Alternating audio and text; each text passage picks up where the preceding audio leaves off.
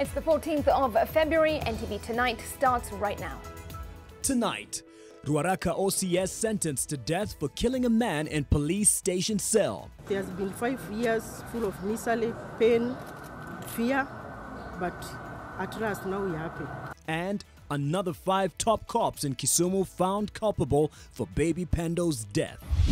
Also tonight, pathologist confirms police claims on Caroline Mwatha's death. She was about 5 to 6 months pregnant with a male fetus. Unfortunately, I think somebody mistreated the fetus. Plus, a showdown looms tomorrow. A roll call will be undertaken by both levels of government tomorrow, Friday, and nurses who fail to return to work will be dismissed. Will the nurses remain defiant or budge? And we want to look at our governance structure and say and see what need to be rectified, what need to be corrected. And if you want to stand in the way of change, change is going to change you. ODM leader Raila Odinga hints at looming changes in government.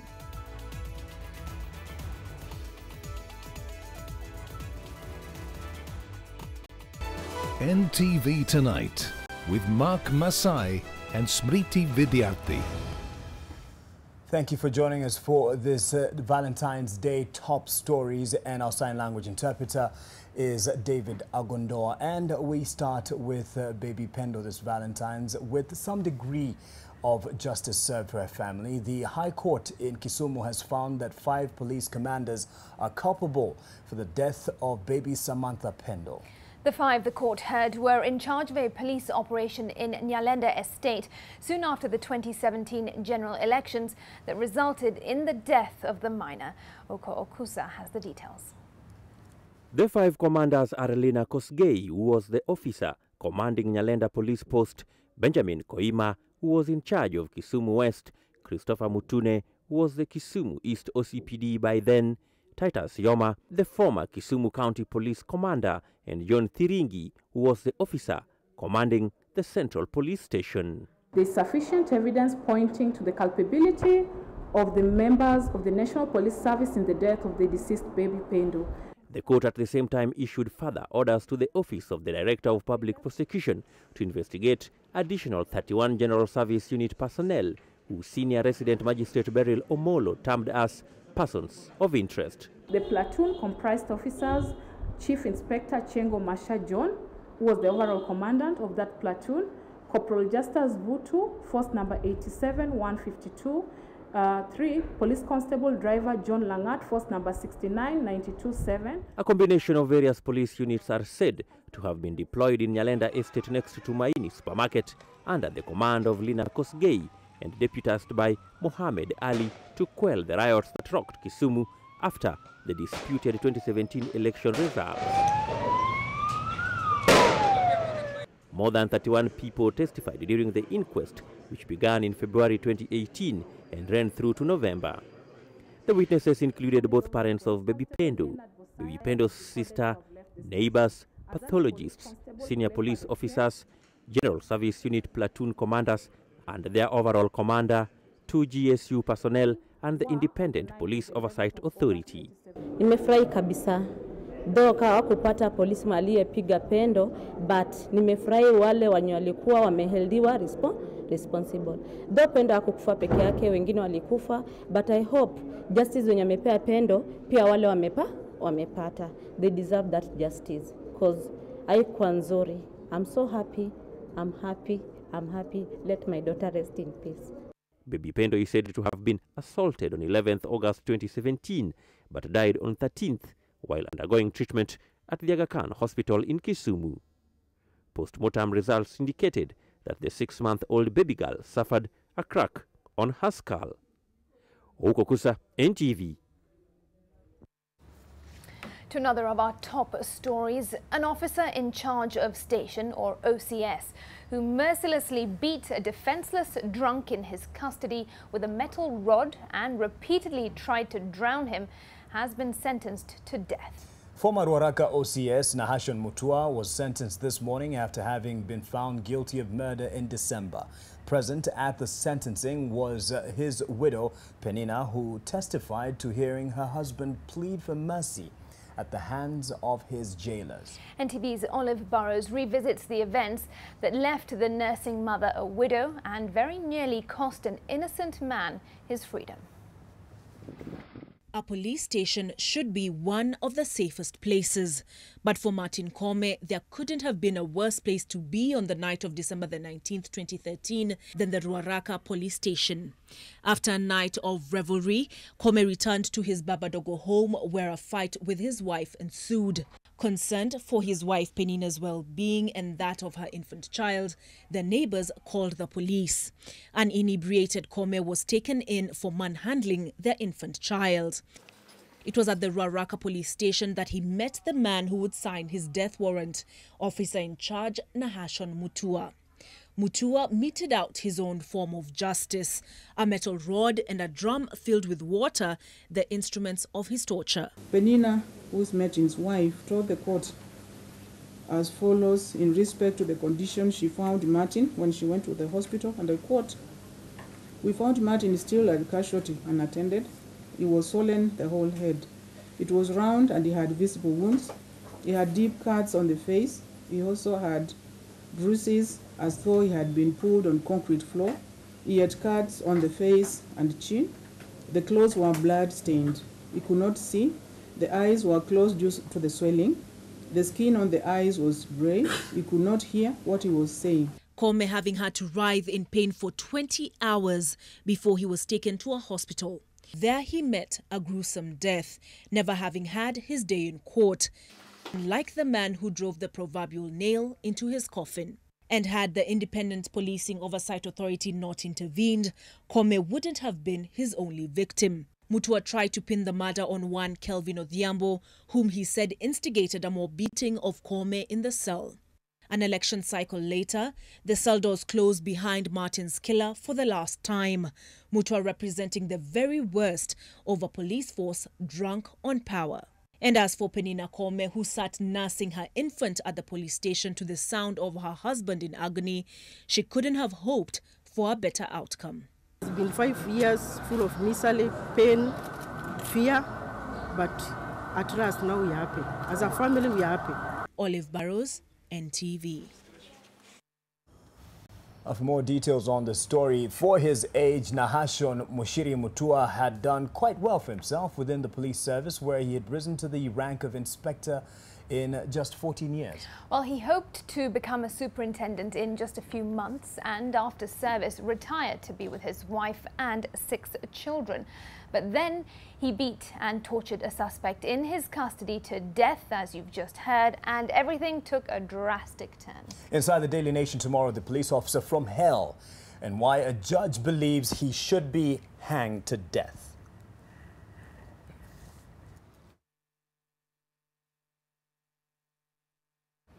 To another story we've been following closely, Caroline Mwatha died as a result of excessive bleeding from a ruptured uterus after an abortion attempt that went wrong. These are the findings following a post-mortem examination also witnessed by family pathologist Peter Ndegwa and several civil society groups. While these results may end days of speculation, focus now shifts to investigations on whether she was forced to procure the abortion or not. Well, today, 2 more suspects linked to the murder of the activist were detained by the police after the court allowed 13 more days to conclude investigations. Martin Mwangi and Godfrey Otieno were arrested yesterday in Dandora and detained at the Buruburu police station overnight, bringing the number of suspects arrested over the murder to 8. The body has been moved from the city mortuary where it was found to Omash Funeral Home, and the family says they are in the process of planning Caroline's burial ceremony. Somebody, somewhere, somehow, attempted to either dismember the fetus and then remove some parts, because the upper lip, the whole of it is not there. Some parts of the bones of the skull are not there, and there's quite a lot of blood there. And she's very pale. Otherwise, we also find some needle puncture marks on the left, on the right cubital fossa, meaning that there was some medical intervention somewhere. And I don't know, we have taken some test specimens, we see what kind of medicine that maybe was injected. 2 suspects have been arraigned in court on account of the attempted kidnap and murder of a 3-year-old in Kangware. The boy was under the care of a house help when the kidnappers seized the boy. Well, the first suspect is Naomi Nekesa Sanya and the other is the house help. The parents of the boy received a call from an unknown number demanding a ransom of 100,000 shillings, but managed to send 20,000 shillings to guarantee the safety of the boy.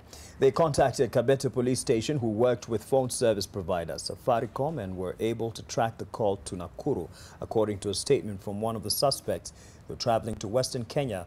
But as they approached Londiani, the young boy started crying for his parents. Well, out of fear of suspicion, the suspect resorted to giving him medicine, which ended up killing the boy. The police caught up with her at Namavolo village in Bungoma, where she was arrested and taken to the Londiani hospital to identify the body. The 2 suspects were taken back to police custody after they failed to take plea.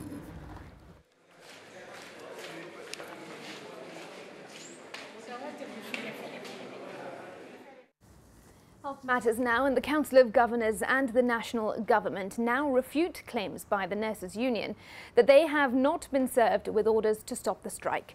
The chairman of the Council of Governors, that's Wycliffe Oparanya, says the orders were presented to the Nurses Union yesterday and reiterated that those who do not go back to work will be fired. Well, his statement comes as the National Police Service has assured the public that there will be order and security around public hospitals tomorrow. It was during the commissioning of community health workers who will deal with neglected tropical and surgical diseases in Meru that the Cabinet Secretary for Health was reinforcing the President's directive on the nurses' strike, while the chairman of the Council of Governors was doing the same from Nairobi. The nurses are expected back in office tomorrow at 8 o'clock as a minimum. A roll call will be undertaken by both levels of government tomorrow, Friday, February 2019 at 8 a.m. and nurses who fail to return to work will be dismissed and further necessary disciplinary action will be taken. The nurses face the sack should they not heed to the call to return to work. Their union leaders are looking at even sterner action from the National Police if they stop the willing nurses from going to work. I have instructed the National Police Service to take stern action against those picketeers who may intimidate. The wading of the President into the labour dispute between the nurses and the national and county governments, however, has rubbed the Central Organization of Trade Unions the wrong way. Kotu says the President's move was ill-advised, quite literally. The President is not supposed to intervene in such minor strike issue where the Minister for Labour can chair together with the Labour Commissioner who have powers to prosecute. They want the man in charge of the labour docket, C.S. Okuri-Atani, to step down from the ministry for failing to properly inform the head of the state on the handling of the strike. Because the Minister of Labour would have advised the President appropriately that don't respond to the request the Council of Governors are doing. Kamati ya Conciliation Committee. Before the onset of the strike, the Labour CS had formed what he termed as a conciliation committee to try and look into the issues raised by the nurses, which include the implementation of the hike in the nursing and uniform allowances. The national and county government stand come as some counties have already resolved the allowances issues with their nurses. Others are yet to do the same. Governor, thank you for talking to your nurses. They are not on strike. The Salaries and Remuneration Commission now wants the nurses and the county and national governments to give the Conciliation Committee another go to solve the problem conclusively. Brenda Wanga, NTV. To an ongoing investigation now, billionaire Humphrey Kariuki Degwa and 4 other directors of Africa Spirits Limited underwent 9 hours of interrogation at the Directorate of Criminal Investigations headquarters along Kiambu Road today.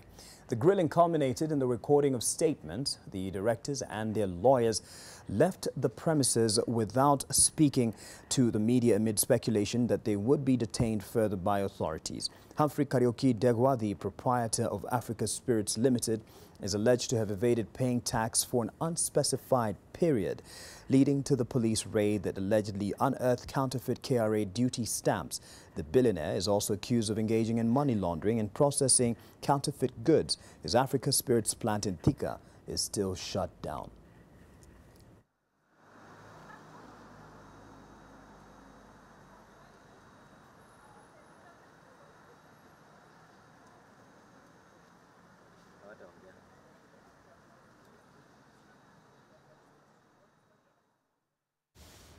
Now, opposition leader Raila Odinga says that changes in the structure of governance in the country will be made this year. The ODM leader has insisted that it is inevitable and warned those who try stand in the way of the change that the change will change them. For the first time, opposition leader Raila Odinga has come out to firmly assure Kenyans that the country's system of governance will be changed this year to actualize the desired change that majority of Kenyans have been yearning for. Raila's position seems to be the clearest indication of even more political and perhaps constitutional changes. This year is going to be a year of change in our country. We want to look at our governance structure and see what needs to be rectified, what needs to be corrected. And if you want to stand in the way of change, change is going to change you.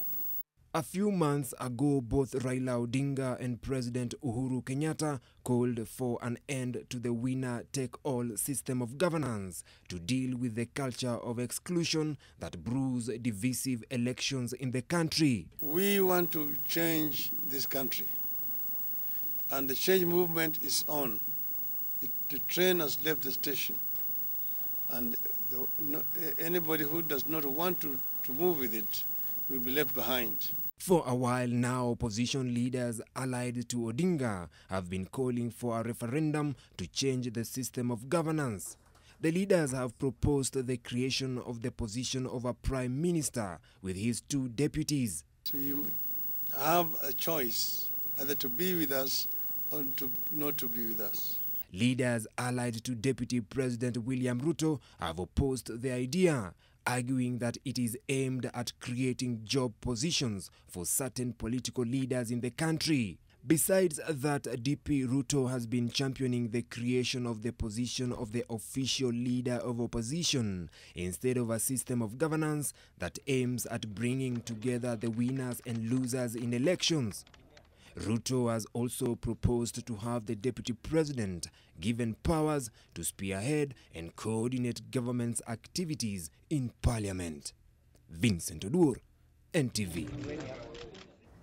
When he appeared on the BBC's Hard Talk show, Deputy President William Ruto said the failure to make public results of the lifestyle audit of all public servants was because of a lack of law.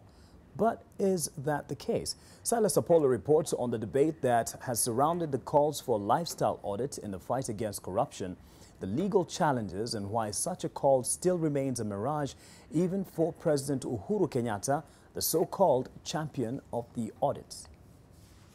You won't tell me how much you are worth. Why don't you want to do your homework? It is this back and forth between Deputy President William Ruto and BBC Hard Talk show host Stephen Saka that has generated debates across the country. Ruto, while terming the interest around his source of wealth and his net worth political, says the law in its current form cannot be used to conduct a lifestyle audit. But just how right was the Deputy President? Some critics argue that the problem we have is not a lack of law, but a lack of a political will. One needs to ask themselves what has happened to the wealth declarations that public officers have been filing since 2003. Why did we, for example, have to ask the procurement officers whom the president ordered to undergo a lifestyle audit to declare their assets afresh?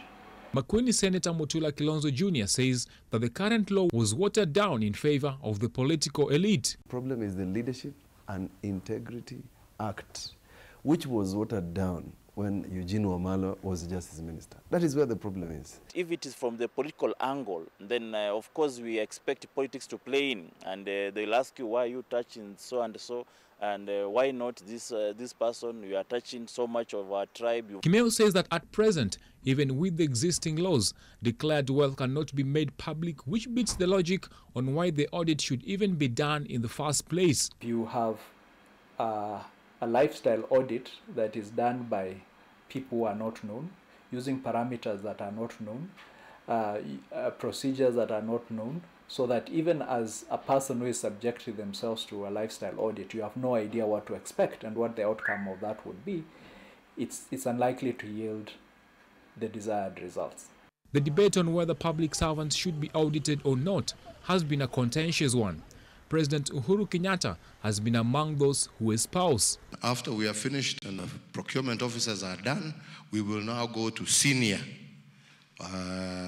government officers, starting with myself. But these efforts have not been without challenges, from politicians moving to court to block scrutiny of their assets, to some resorting to safe havens overseas where they hide their wealth.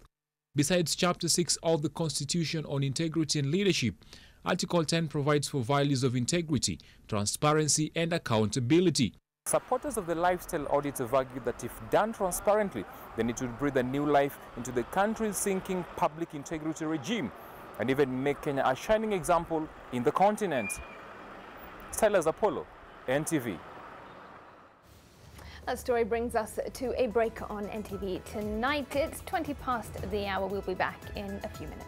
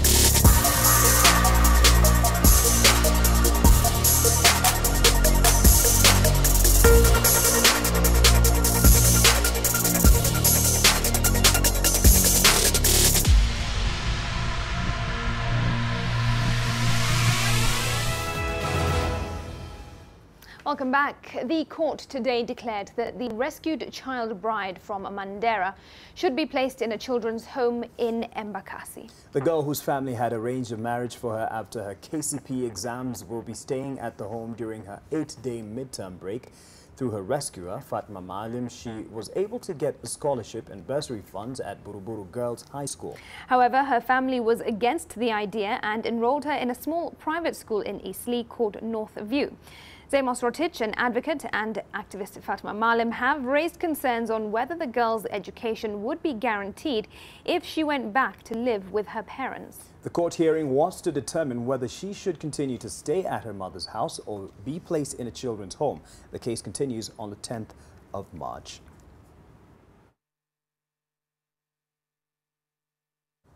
Elsewhere, Interior Cabinet Secretary Fred Matiang'i and Inspector General of Police Joseph Boynet are warning leaders from West Pokot and Turkana counties suspected of inciting their communities against each other that they will be treated as criminals notwithstanding their status. The two leaders were speaking in Narok County, where they cautioned the local community against female genital mutilation and early marriages.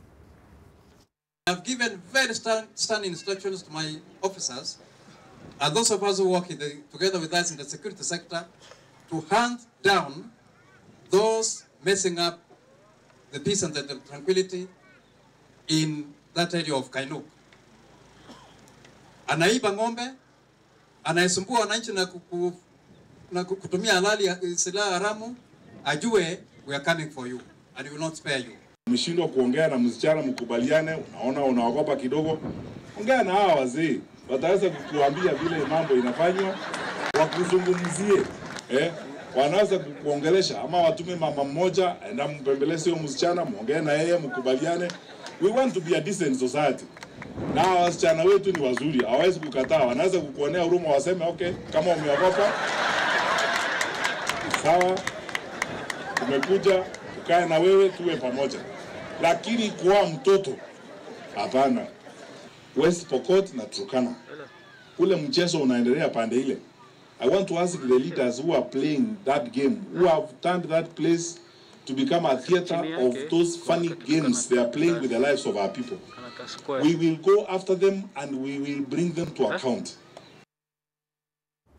Now, it's a new beginning for the National Youth Service, with the council, which was inaugurated today, promising radical changes in the parastatal within 6 months. Chairman Joakim Waniki says the council will take full responsibility if this promise is not realized, and told those associated with the NYS to brace themselves for sharper scrutiny going forward. NTV's Kennedy Mureithi reports.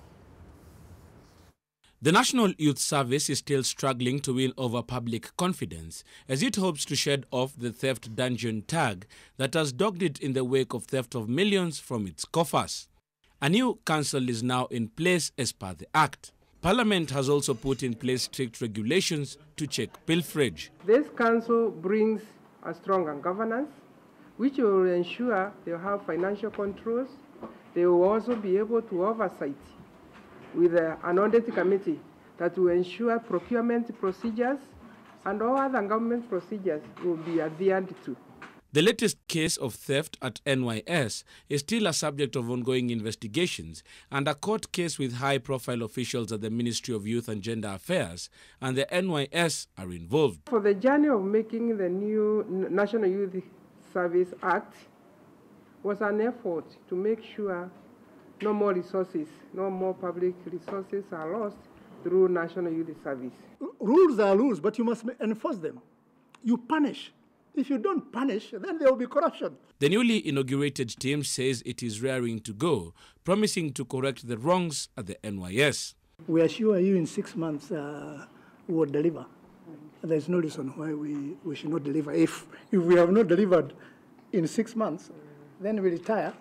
Personally, then somebody else can become a share of the council. With the changes made at the NYS, CS Kobia now wants Parliament to reinstate its budget.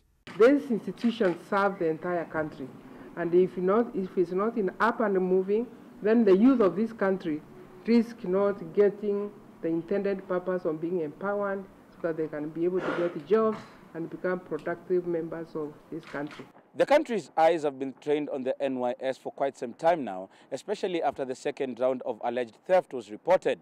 The newly inaugurated team now promises to make sure that no coin of the taxpayers' money is lost. Kennedy Mureithi, NTV, at the NYS headquarters in Nairobi. Kennedy Mureithe's report brings us to our other break for business news as we have passed the hour. Stay with us.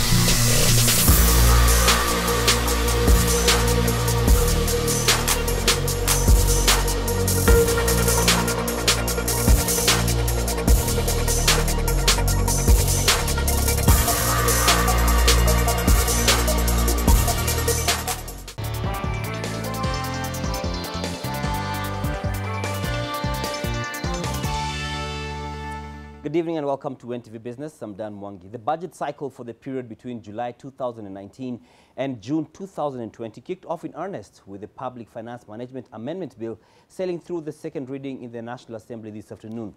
The bill seeks to bring changes to the Public Finance Management Act of 2012, which aims at supporting prudent management and accountability of public resources. In one of its key amendments, the bill proposes to have the National Treasury set up a single treasury account into which all revenues received by national government will be deposited and from which all payments to or on behalf of national government entities will be made. The provision is expected to strengthen oversight of state resources and arrest incidences of misappropriation.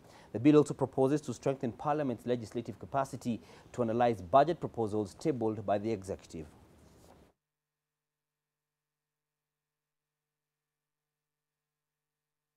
Kenyans will have a slightly less burden when purchasing fuel following the move by the Energy Regulatory Commission to revise downwards the maximum prices of diesel, petrol and kerosene. In Nairobi, a litre of super petrol will cost 4 shillings and 12 cents less to sell at 100 shillings and 9 cents, while a similar volume of diesel will retail at 95 shillings and 96 cents after a 6 shilling and 28 cents drop off the maximum price. For the first time, kerosene will be more expensive than diesel, with a litre set to go for 96 shillings and 50 cents in the latest price revision to last until March 15th. ERC attributed the low prices to an overall reduction on the landing costs for all the three products and a stronger shilling to the dollar.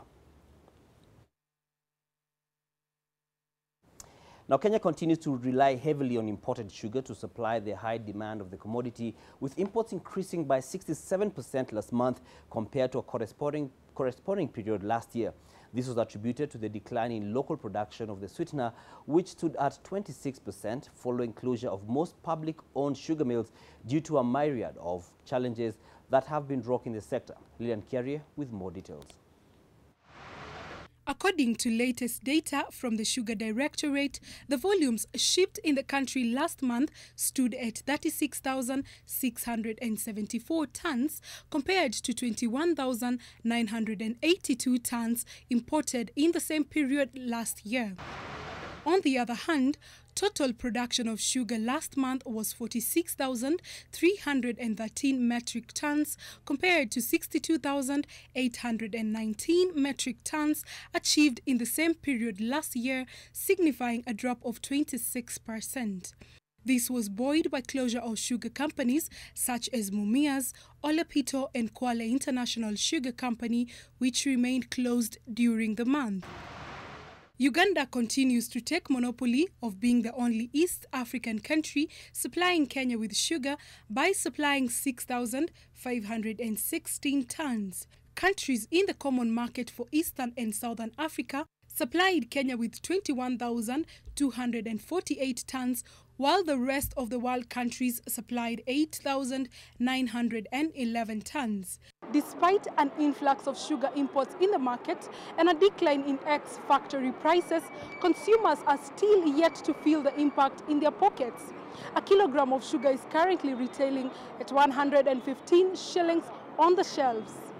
In January, the average price of a 50 kg bag of local sugar retailed at an average of 4,227 shillings. On the other hand, imported sugar was supplied at an average price of 4,238 shillings per 50 kg bag. This saw the overall retail stocking price for the month average at 4,228 shillings per 50 kg bag. At the end, this saw each trader making a gross profit of 1,172 shillings for each 50 kg bag sold. Lillian Carrier, NTV Business. The National Treasury has commissioned a study to establish the exact cost of hunger on the Kenyan economy in order to inform how the ministry will budget for any hunger-related emergencies. The study is part of a wider continental project commissioned by the African Union Commission and dubbed Cost of Hunger in Africa. The goal is to raise the profile of malnutrition by estimating the economic and social impacts of child undernutrition by quantifying the costs to health, education and labor productivity. 16 countries in Africa have already completed this study, and the results show that all 16 countries have a combined economic cost of 230 billion shillings, which is more than the GDP of Zambia. Kenya expects to complete its study within the next 7 months. Farmers have been asked to prepare to take advantage of the long rain season, which begins next month. Now, the Kenya Meteorological Department says much of the country is expected to receive between near normal to above normal levels of rain, which farmers should use to maximize crop yield. Victor Kiprop reports. In its outlook for the March-April-May long rain season, the department says counties in the Western, Nyanza, Central Highlands and Rift Valley regions are likely to receive near normal rainfall with a tendency to above normal, while several parts of southeastern Kenya, the coastal strip and parts of northeastern Kenya are likely to receive near normal rainfall with a tendency to below normal. In the agricultural counties where good rainfall performance is expected, farming communities should take advantage of the expected rainfall and maximize crop yield through appropriate land use management. Farmers are advised to liaise with the State Department of Agriculture for advice on the appropriate seeds to be planted. While the expected rains is good news to farmers, the weatherman warns that flooding might occur, causing landslides, especially in Western Kenya, Central Rift Valley and the Central Highlands. Overall, much of the Greater Horn of Africa region, which comprises of 11 countries, is expected to receive a near-normal rainfall over the period. The Greater Horn of Africa Climate Outlook Forum, convened in Uganda early this week, also predicted higher likelihood of earlier than normal withdrawal of rainfall in southeastern Ethiopia, central and southern Somalia, eastern Kenya, southeastern Uganda and northern Tanzania. Victor Kiprop, NTV Business. British American Tobacco Kenya has reported a 22.5% surge in net profitability for the 2018 financial year, moving from 3.3 billion shillings to 4.1 billion. The company is of the view that performance was dampened by the negative impact in illicit trade in cigarettes in Kenya, with an estimated 700 million sticks in circulation. The board of directors has recommended a final dividend of 31 shillings and 50 cents to add to the 3 shillings and 50 cents interim dividend issued last year. There's one thing that really is posing a challenge, I think, not just for BAT Kenya, but for the industry, and that is in the space of the illicit trade growth. So over the last 12 months, we've seen a growth in the illicit sale of cigarettes, which is independently verified by research, from 12.4% to 14.1%. So even with the raising of the awareness of the illicit issues, not just in the tobacco space, but also across categories, we've seen an increase in the sales of illicit products here in Kenya. So a tough balancing act, I beg your pardon, awaits the National Treasury as it calls for tax policies that support inclusive growth on the one hand, and meets revenue targets for the next financial year on the other. Speaking while launching the 7th Africa Fiscal Forum in Nairobi, CS Henry Rotich termed a heavy tax burden as one of the main challenges Kenya and Africa face in realizing inclusive growth. This raises questions over how the government intends to raise 2.1 trillion shillings in revenue projected in the budget policy statement for 2019. In 2018, imposition of value-added tax on petroleum products elicited public outcry as ordinary citizens decried a rising tax burden. The Treasury says it is targeting property tax to help realize greater equity.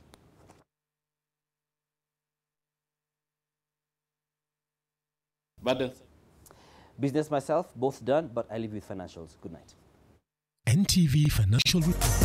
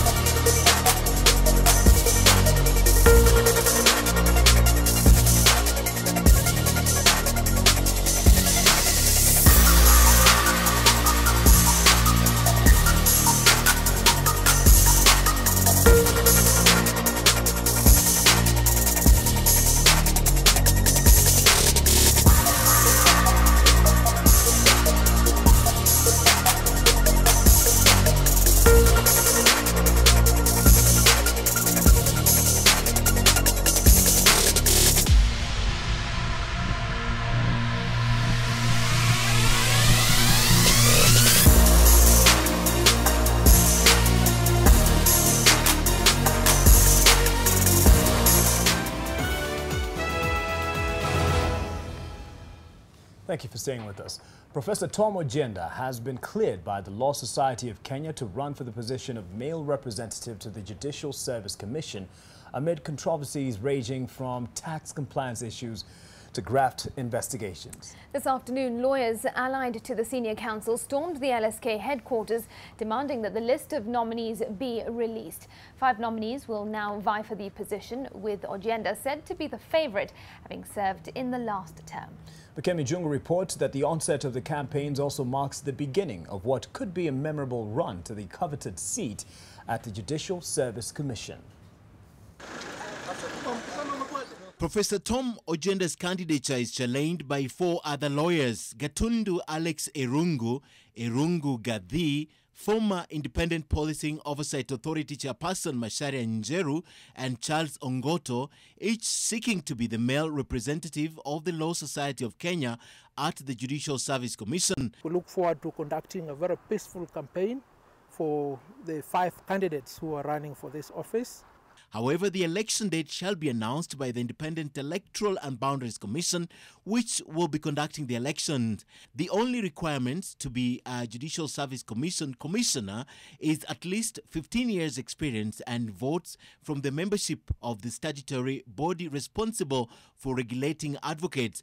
But then there are other requirements such as good standing in the profession, which includes but not limited to pending disciplinary action before the disciplinary tribunal, and compliance with Chapter 6 of the Constitution, which means they all have to be cleared by various institutions, including the Kenya Revenue Authority, the Directorate of Criminal Investigations, the Ethics and Anti-Corruption Commission, amongst others. This is why Ojenda's candidature has been marred in controversy, especially after the Kenya Revenue Authority declined to issue him with the tax clearance certificate.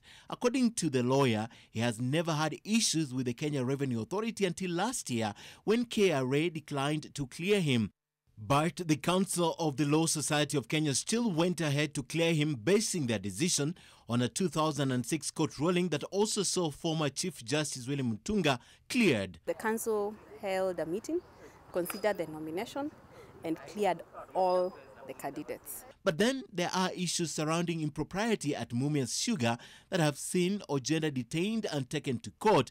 He is, however, yet to be charged, hence he cannot be stopped from running on that account. If elected to the Judicial Service Commission, he will work alongside 10 other commissioners who include the Chief Justice, who shall be the chairperson of the commission, 1 Supreme Court judge elected by the judges of the Supreme Court, 1 Court of Appeal judge elected by the judges of the Court of Appeal, 1 High Court judge and 1 magistrate, 1 woman and 1 man elected by the members of the Association of Judges and Magistrates, the Attorney General, 1 female advocate elected by the Law Society of Kenya members, 1 person nominated by the Public Service Commission, and 1 woman and 1 man to represent the public, not being lawyers appointed by the President with the approval of the National Assembly.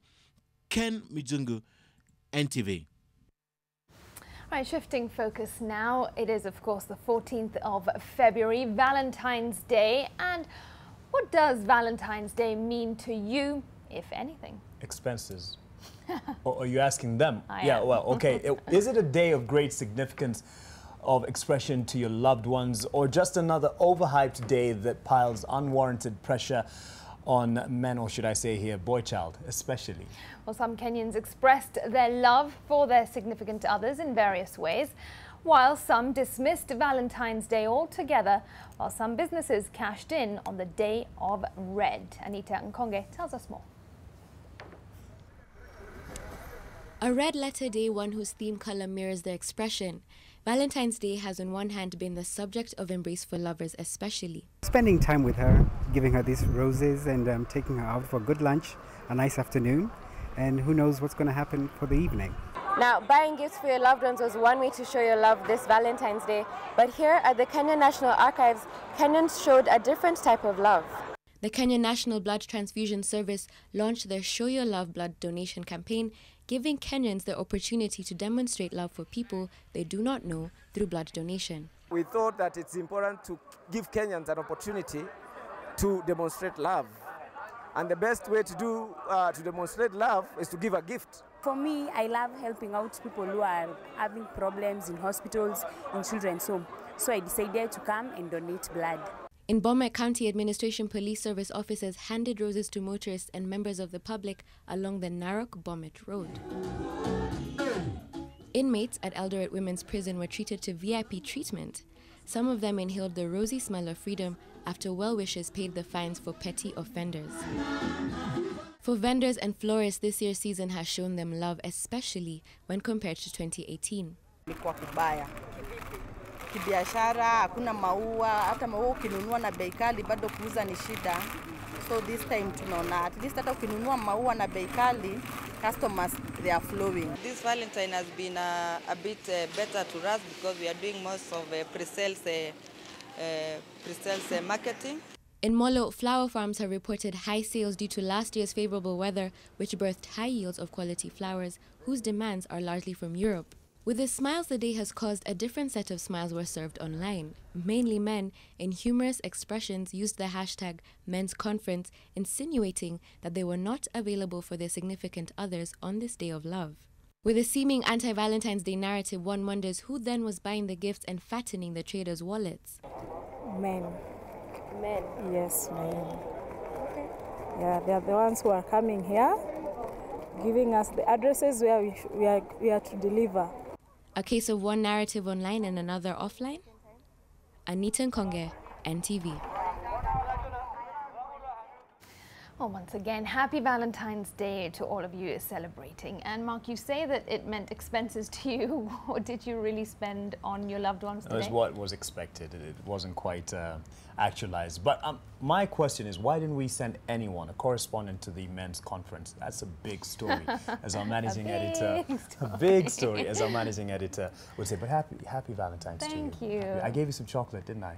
Leftover chocolate from one of your other colleagues. Yeah. All right, let's get into the sports. I believe it's some Valentine's as well, some Valentine's spirits in the sports, as we will see with Sean Carter-Villas.